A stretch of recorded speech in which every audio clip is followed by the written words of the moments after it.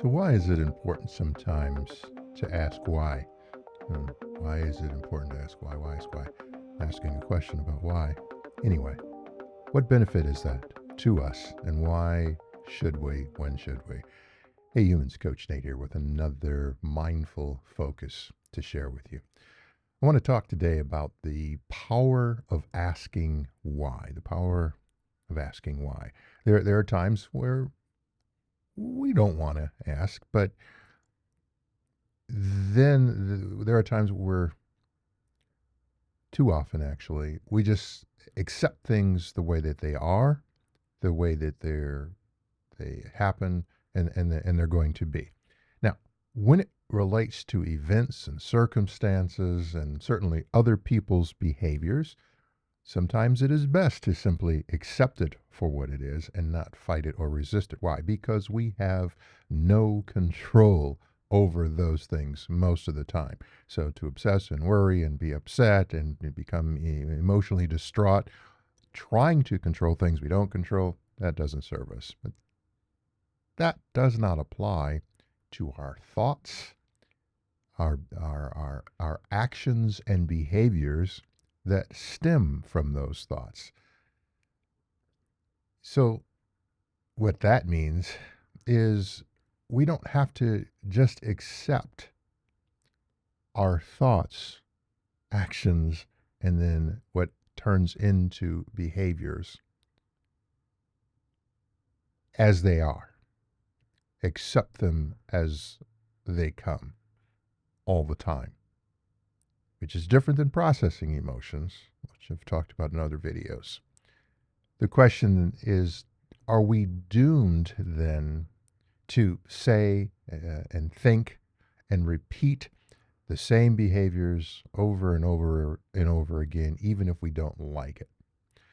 Are we just to lay there and take it as it comes, having, again, no control over our thoughts and behaviors? Well, in terms of the how to let go, live now, when, the definitive answer on that is hardly no. Why? I'm glad you asked. What if, when we had a thought, we asked ourselves why we thought that thought? What is it that caused us to have that thought and the emotion around that thought? That's really what I'm talking about, is the emotion. Let me give you an example. So, uh, a certain behavior is exhibited by an individual. We have a thought around that, whether it be good, bad, or indifferent. And then asking ourselves, when we have that emotion, the good, bad, or indifferent part, why? What was it about their behavior that caused me to feel the way that I feel? Was it them, or was it a past situation, circumstance, event, color, smell, what I had for breakfast? We can be into autopilot in our subconscious and just move along and have these thoughts and emotions from different things that occur just slap us all over the place, and then we wonder why, after allowing that to go on for an extended period of time, while we're drained. There was a recent study I read where the brain can use somewhere around 30 to 40% of our energy. Wow. I, I mean, flight of stairs, running a mile, just allowing all of that stuff to circulate around in there. On, I don't want to say autopilot, because it's some sort of a it's not safe for our mental health and well-being.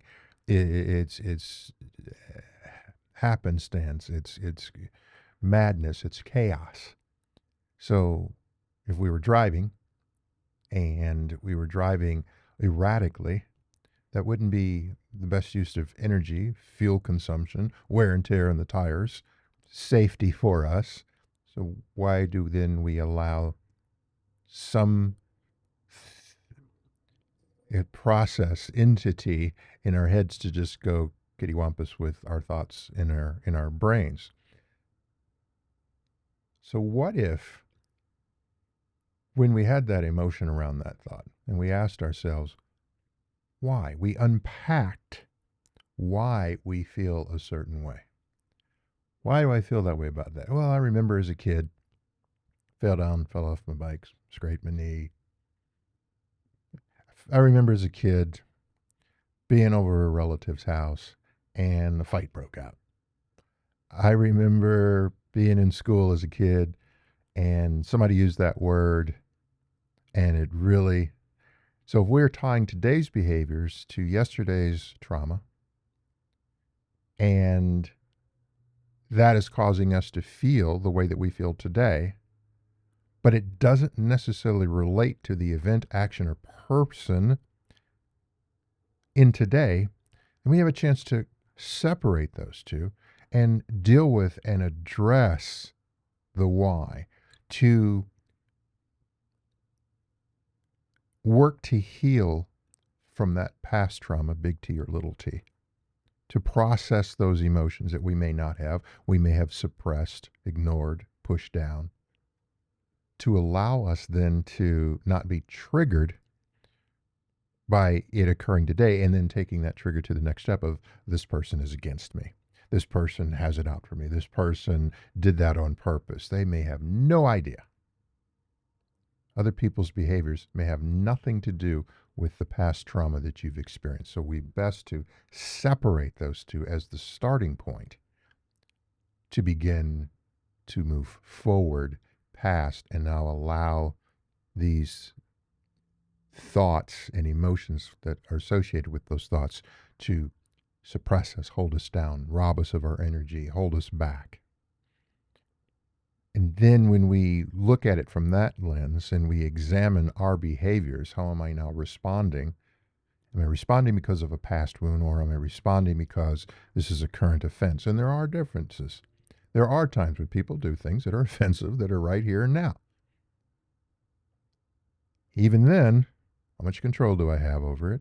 How important is it? How does that impact my life? Really, not conceptually, not superficially. And by putting all of that under the spotlight, then we move out of this autopilot, just allowing our emotions to drive, and we then can challenge those thoughts and emotions, which helps us then address our own behaviors, actions, and retain energy to help us manage through this thing called Earth School. We are going to face challenges. As I've said that repeatedly. We're going to face mountains that need to be climbed and unexpected storms. Those types of things are going to occur that are going to cause us to have to react to them. We need energy in order to be able to do that. It's best to have a reserve of energy when those types of things occur. If we have been on autopilot and we've been bantered about and we've then depleted our energy store, when those things occur, they can tend to push us over the edge. So when we're asking why is this important to me? And is it really? Banish it. Why am I feeling that way? Does it have anything to do with right here, now, in this present moment? No, it's something from the process, deal with the past, heal, and don't build or continue to dig the hole from the past trauma in today's behaviors and actions. And even if they meant it, who are they?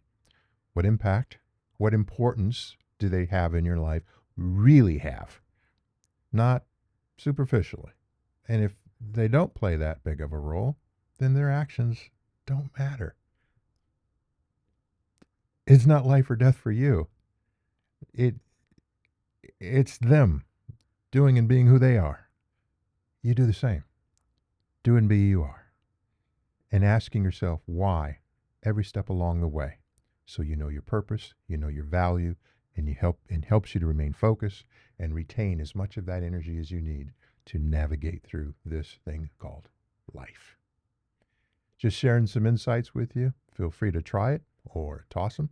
Both of those answers can be correct, but only you can make that determination for yourself.